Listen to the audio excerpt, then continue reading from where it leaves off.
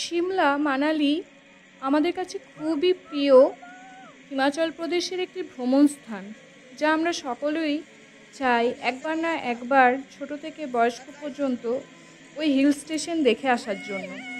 তো চলো, আজকের ব্লগ হলো এই সিমলা মানালি কুলু নিয়ে। শুরু করা যাক এবং বিস্তারিত বলা যাক যে এই সিমলা কুলু মানালিতে কতটা খরচ হয়েছিল, প্যাকেজ ট্যুর কীরকম ছিল, কোথায় কোথায় সাইট সিন ছিল এবং অ্যাক্টিভিটিস আমরা কি কি করেছিলাম, এই ভিডিওর মধ্যে সব কিছুই বিস্তারিত দেওয়া আছে। তো শুরু করি আজকের বিষয়। ফার্স্ট আমরা হাওড়া থেকে কালকা যাওয়ার জন্য 12311 নেতাজি এক্সপ্রেস ধরেছিলাম, যার টাইম ছিল রাত 9:55 হাওড়া স্টেশন, এবং কালকা পৌঁছেছিল ভোর 3টেই। হে গাইস, তো আজ সকলকে জানাই আমার চ্যানেলে স্বাগত। চলো ঘুরে দেখি চ্যানেলে, এবং স্বাগত Shimla Manali special blog. Finally আমাদের ট্রেনটা কালকায় এসে পৌঁছায়, বাজছে এখন ঘড়িতে 3:55। দিনটা ছিল 1 জানুয়ারি। তাই এত কনকনে ঠান্ডায় এবং বিভৎস ঠান্ডায় মানুষ যে স্বপ্ন নিয়ে বেরিয়ে পড়ে, তা আজ তোমাদের সামনে আমি উপলব্ধি করাচ্ছি আর কি। আমাদের ট্রেনটা একটু লেটে ছিল, তাই আমরা 4:45-এ টয় ট্রেন ধরেছিলাম। টয় ট্রেন জার্নিটা যে মানে এতটাই অসাম আর রোমাঞ্চকর হয়ে ওঠে, তাই আমি বলবো সবারই একবার এই টয় ট্রেন জার্নি করা উচিত। বিভিন্ন টাইমে কালকা থেকে সিমলা 6টা টয় ট্রেন পেয়ে যাবে। ভাড়া খুবই কম, একটুও বেশি নয় আর কি। ফার্স্ট ক্লাসে যদি তোমরা যেতে চাও তাহলে 400 থেকে 800-র মধ্যে ভাড়া। চেয়ার ক্লাসে তোমরা 250 থেকে 400, এবং সেকেন্ড সিটিংয়ে 65 টাকার মধ্যে, 65-এ তোমরা পেয়ে যাবে। আর এটা আইআরসিটিসি থেকে 1 মাস আগে তোমরা এই টিকিট বুক করো। আমরা অবশ্য ফার্স্ট ক্লাসেই বসেছিলাম। ফার্স্ট ক্লাসটা দেখতেই পাচ্ছ, অপূর্ব সুন্দর কেবিন টাইপের। আর একটা কথা বলবো যে তোমরা ভোর 5টার যে 4:55 যে ট্রেনটা, 4:45-এর যে ট্রেনটা, সেটাই যাওয়ার চেষ্টা করো। কারণ এই যে দেখতে পাচ্ছ সকাল সকাল সূর্য ওঠা এবং এই যে প্রাকৃতিক দৃশ্য, অপূর্ব দৃশ্য, মানে বলার মতন কিছু নেই আর কি। আর যাওয়ার পথে তোমরা 18টা স্টেশন দেখতে পাবে। সময় লেগেছিল সিমলা পৌঁছাতে 5 ঘন্টা।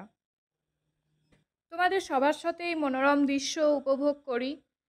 কি অপূর্ব লাগছে, তাই না বলো? অবশ্যই কমেন্ট করে জানাবে কিন্তু তোমাদের কেমন লাগছে ভিডিওটা। এবং টয় ট্রেনের যে জার্নিটা তোমরা ঘরে বসে বা যেখান থেকেই দেখো, হয়তো নিজেরা ইমাজিন করছো যে হ্যাঁ সত্যি ওখানে বসলে আর গেলে কতটা মানে আর কি নিজেদেরকে মানে খুব ভালো লাগবে। তো আমি বলবো অবশ্যই সিমলা মানালি একবার টাইম পেলে ঘুরে এসো, কম খরচে কম বাজেটে। আমরা অবশ্য মেক মাই ট্রিপে করেছিলাম, আমাদের একটু বাজেট বেশি লেগেছিল, কিন্তু তোমরা যদি নিজস্ব প্ল্যান করো তাহলে অনেক অনেক অনেক কমের মধ্যে ওখানে তোমরা যেতে পারবে। আর ওখানে বাস, ট্রেন, গাড়ি সবসময় অ্যাভেলেবেল পাবে। ওখানে গিয়ে যদি তোমরা করতে পারো তো কম খরচে হয়ে যাবে। এতটাই ক্লান্ত ছিলাম এই জার্নি করতে করতে, তাই কিছুক্ষণ দৃশ্য দেখতে দেখতে ঘুমিয়ে গেছিলাম। আর এই ঘুমানোর টাইমে আমার বর কাটি করছিল, এই যে দেখতে পাচ্ছ। হয়তো আমি আওয়াজটা দিতে পারছি না কারণ ওখানে মিউজিক ইনক্লুডিং আছে, তো সেই হিসেবে আমি আওয়াজ দিতে পারছি না আমার হাজব্যান্ডের। তো যাই হোক, ভীষণ কাটি করছিল। আমাকে আই মিন আর কি ঘুমাতে দেবে না আর কি, এই হচ্ছে ব্যাপার। হোটেলে এসে ফ্রেশ হয়ে খাওয়া দাওয়া করে কিছুক্ষণ রেস্ট নিলাম এবং প্ল্যান করলাম আজ সিমলায় কি কি আমরা দেখব। তাই কিছুক্ষণ পরই আমরা গাড়ি নিয়ে সিমলা ঘুরতে বেরিয়ে পড়লাম। সিমলায় কি কি সাইট সিন উপভোগ করার মতন আছে তা বিস্তারিত আলোচনা করা যাক। 1 নম্বর স্ক্যান্ডেল পয়েন্ট, 2 নম্বর ভিউ পয়েন্ট সিমলা, যাকে আমরা হার্ট প্লেস বলেও থাকি। এখান থেকে তোমরা পাহাড়ের উঁচু থেকে পুরো সিমলার দৃশ্য উপভোগ করতে পারবে। তারপর তোমরা চলে যেতে পারো জাকু টেম্পল, যেখানে হনুমানজির মন্দির। এখান থেকে তোমরা সানরাইজ ভীষণ সুন্দর দেখতে পাবে। তারপর হলো কুফরি, যেটা সিমলা থেকে 13 কিলোমিটার দূরে। এখানে তোমরা বিভিন্ন রকমের অ্যাক্টিভিটিস করতে পারবে। আর হলো গ্রিন ভ্যালি, যা কুফরি রাস্তাতেই পড়বে। এখানে তোমরা বিভিন্ন রকমের জঙ্গল দেখতে, মানে প্রচুর জঙ্গল দেখতে পাবে আর কি। তো আপাতত আমরা এই এতগুলো জায়গায় সিমলাতে 2 দিন স্টে করেছিলাম এবং দেখেছিলাম আর কি। কুফরি জু ভিজিট করতে করতে আমরা বিভিন্ন রকমের প্রাণী দেখতে পেয়েছিলাম, দেখতেই পাচ্ছ, তোমাদের সাথে শেয়ার করছি। এবং ফরেস্টটা অপূর্ব সুন্দর এবং এখানকার বিভিন্ন ধরনের আরও প্রাণী দেখতে পাওয়া যায়।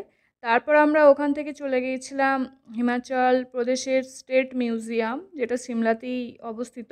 ওটাও তোমরা দেখে আসতে পারো। মিউজিয়ামের মধ্যে বিভিন্ন ধরনের অনেক কিছু ঐতিহাসিক জিনিসপত্র আছে আর কি। শেষমেশ হোটেলে এসে পৌঁছাই। হোটেলে পৌঁছে খাওয়া দাওয়া করে রেস্ট নিই। পরের দিন মানালির জন্য প্রস্তুত হই।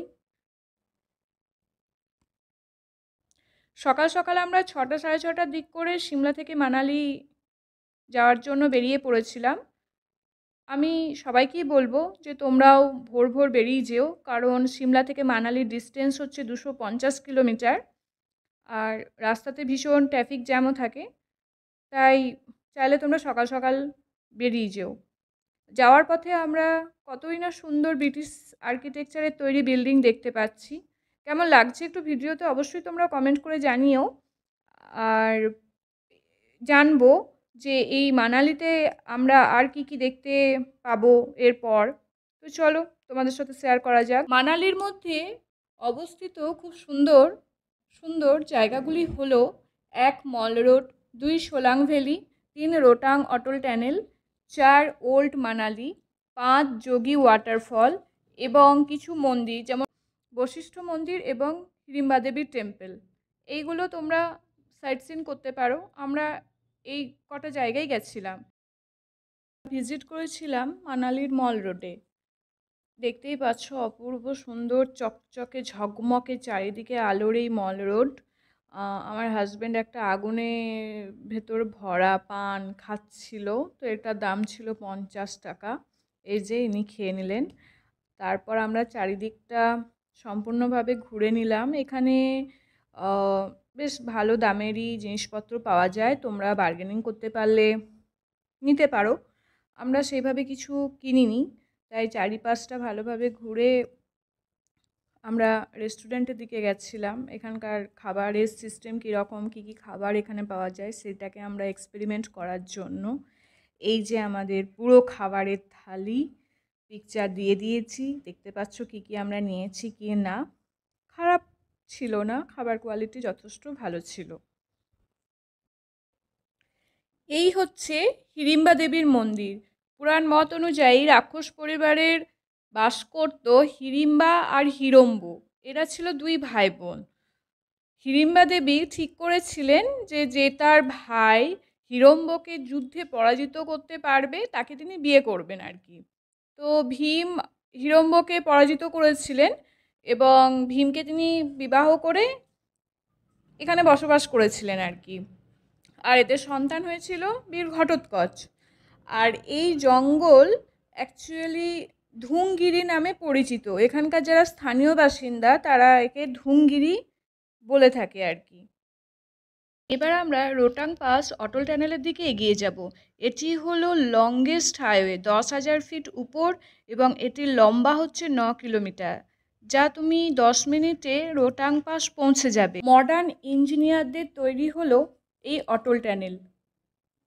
250 মিটারের মধ্যে এই টানেলের ভেতরে ভেতরে সিসিটিভি ক্যামেরা এবং এমার্জেন্সি কলের জন্য টেলিফোন, আর 500 মিটার অন্তর অন্তর এমার্জেন্সি এক্সিট তোমরা দেখতে পাবে।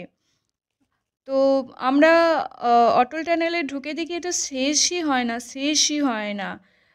যাক, ফাইনালি শেষ হয়ে আমরা পৌঁছে গেলাম শিশু। অটল টানেল থেকে এই শিশু হলো 5 কিলোমিটার দূর। উফ, কি দারুণ! পুরো বরফ আর বরফ, পুরো সাদা তুলোর মতন। এখানে তোমরা দেখতে পাবে শিশু লেক। একটা টাইমে এই শিশু লেক পুরো বরফে জমা হয়ে যায়। এখানে এইরকম বরফ দেখে তোমরা পুরো মজা পেয়ে যাবে।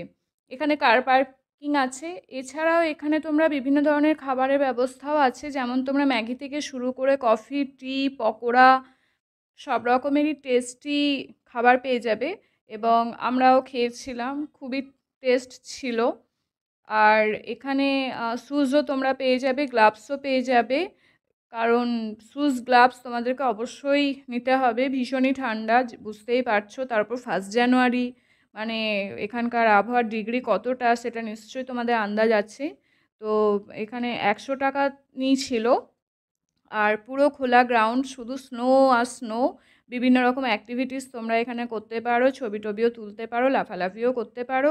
জিপ লাইন করা হয়েছিল, জিপ লাইনে নেওয়া হয়েছিল এখানে 300 টাকা করে। তারপর আমরা সোলাং ভ্যালির দিকে এগিয়ে গেছিলাম। তোমরা বরফের মজা নিতে পারো।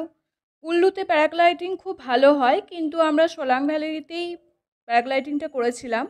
যত হাইট থেকে প্যারাগ্লাইডিং করতে পারবে তত সুন্দর তোমরা পুরো ভিউ নোটিস করতে পারবে। এর প্রাইস 1500 থেকে 3000 নিয়েছিল। আর আমার হাজব্যান্ড অনেকটা উঁচু থেকে করেছিল, আমরা মিডিয়াম উঁচুতে করেছিলাম আর কি, আর ও পুরো উঁচুতে করেছিল। তো পুরো ভিউটা কীরকম, তো সেটা এই ভিডিওতে তুলে ধরা হয়েছে, তোমরা দেখো এবং উপভোগ করো আর কি। আর পারলে অবশ্যই গিয়ে প্যারাগ্লাইডিং করে এসো, খুবই সুন্দর লাগে। প্রথমটা একটু ভয় লাগে, অনেকটা ওরা পাহাড়ে ওঠায়, তারপরে ওখান থেকে ওরা ছাড়ে আর কি, যারা যারা প্যারাগ্লাইডিং করে আর কি, যেমন আমাদেরকে করেছিল। অনেকটা আমরা পাহাড়ের উঁচু দিয়ে উঠেছিলাম, তারপরে ওখান থেকে দৌড়ে আস্তে আস্তে ওরা প্রায় 4 থেকে 5 জন লোক এই প্যারাগ্লাইডিংয়ে ওরা হেল্প করে আর কি। একজনই তোমার গাইডেন্স থাকবে, কিন্তু যখন ওটাকে আমরা ওপর থেকে নিচের দিকে মানে ওড়ার জন্য ওরা রেডি করে, তার জন্য প্রায় 4 থেকে 5 জন লোক থাকে।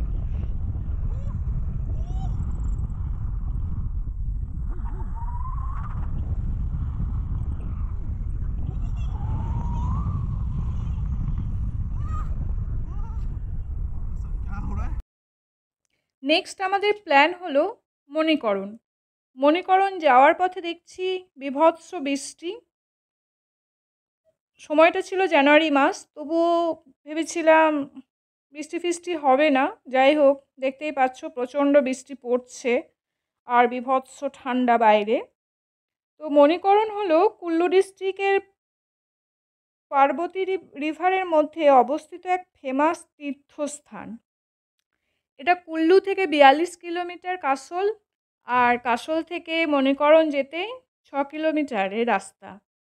তোমরা চাইলে প্রথমে তোমাদেরকে কাসল যেতে হবে, তারপর তোমরা ওখান থেকে মণিকরণ যেতে পারবে। তো আমরা ডাইরেক্টলি গেছিলাম। রাস্তায় যেতে যেতে রাস্তার সৌন্দর্যটাও তোমাদের সাথে শেয়ার করছি, কতই না সুন্দর, তাই না বলো? এখানকার প্রাকৃতিক দৃশ্য বৃষ্টির মধ্যেও কত সুন্দর লাগছে দেখতে। এখানকার সবথেকে ফেমাস হলো গুরুদুয়ারা সাহেব, যা শিখদের অত্যন্ত পবিত্র ধর্মীয় স্থান। এখানে তোমরা লঙ্গরখানায় খাওয়া দাওয়াও পেয়ে যাবে। আমরা বিকেল 4টের সময়ও খাবার পেয়েছিলাম। আর এখানে গরম ওয়াটারও দেখতে পাবে, যেখানে তোমরা উষ্ণ প্রসবন যাকে বলে, সেখানে তোমরা স্নান টান করে খাওয়া দাওয়া করে নিতে পারো। শেষমেশ এবার চলো ফিরে যাই। যাওয়ার পথে আকাশটা আজ সত্যিই খুব সুন্দর, নীল ঘন মেঘে ঢাকা।